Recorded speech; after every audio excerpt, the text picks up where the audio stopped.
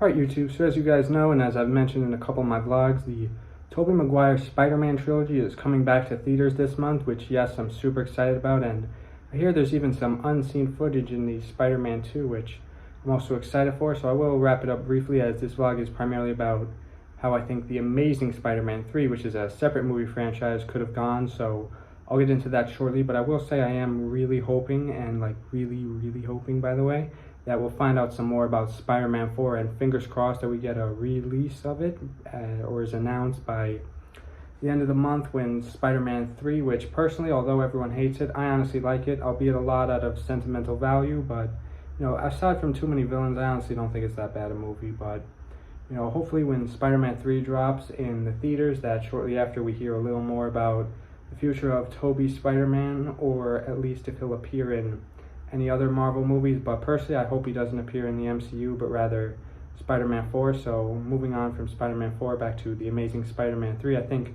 could have been a fascinating movie, because I think, like, you know, although I didn't love The Amazing Spider-Man 2, and the first one was okay as well, I do think it had a really interesting lore and just such a cool modern take on the 2010s, which were a cool decade, and I feel so old saying that because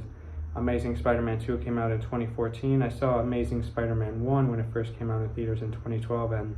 I thought it was cool. I've watched it on DVD a few times since then. You know, Andrew Garfield recently debuted a clean-shaven new look, so hopefully that's a secret sign that he'll be Peter Parker again, because although he is kind of like, you know, an older Spider-Man now as he's 42, he sure as hell doesn't look it, but,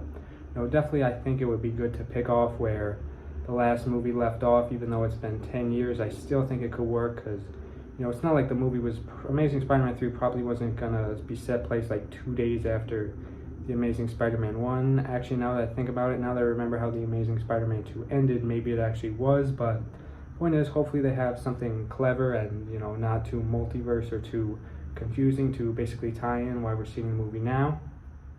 But an absolute must for both The Amazing Spider-Man 3 and Spider-Man 4 is the inclusion of the character Felicia Hardy Black Cat, who in Tobey Maguire's Spider-Man was going to be portrayed by Anne Hathaway, who also played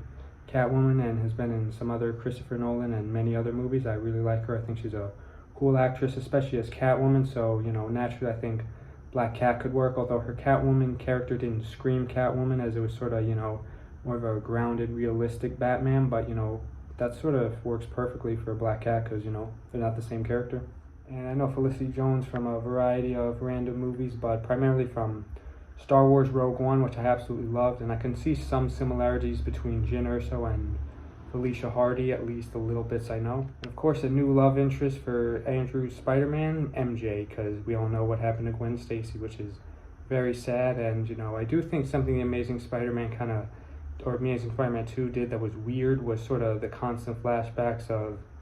Gwen's dad. It just kind of felt out of place. But another thing I will say, and I'm sorry to criticize Andrew Garfield's Spider-Man universe, but one thing I didn't like from the first one is that plot line about Spider-Man hunting the guy that killed Uncle Ben just like kind of just disappeared, as the movie was a little bit messy. I still like it, but I do hope maybe we can sort of see a way that that's tied in and we can sort of pick up from where the Amazing Spider-Man verse left off, because I think there's so much potential. But I will say that regardless of if we get Spider-Man 4 or The Amazing Spider-Man 3, that I think both would do really well at the box office and would get people back to the movies, or get people to the movies rather, I should say, because, you know, although there has been some superhero fatigue, I think this one would definitely be a nostalgia movie done right. And I will say that I do think if they do release Amazing Spider-Man 3 and Spider-Man 4, that they should close the deals there and, you know, pick up from where Tom Holland's Spider-Man is, because I believe Brand New Day may be his final outro as well. So either way, I love Spider-Man, and, you know, next vlog I'll talk about the Batman 2 and Superman Man of Tomorrow, which I was going to talk about in this vlog, but I was talking enough about Spider-Man, so we don't need a 4-hour Jones Beach vlog. So until then, thank you guys so much for watching. Stay for more soon. Goodbye.